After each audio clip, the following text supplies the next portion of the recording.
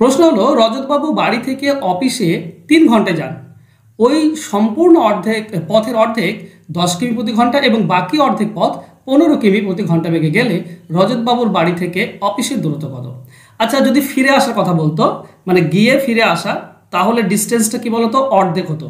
তখন ফর্মুলা কি হতো? ফর্মুলা হতো x y divided by x plus y into t. কিন্তু এটা কি হয়েছে, এখানে এখানে অর্ধেক গিয়েছে, তারপর আবার অর্ধেক গিয়েছে, মানে ডিস্টেন্সটা এ থেকে বি এর ডিস্টেন্সটা ডাবল হয়ে গিয়েছে।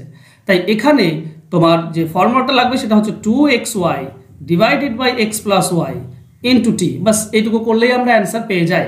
তাহলে যদি মান বসাই তাহলে কি হবে, এক সেকেন্ড।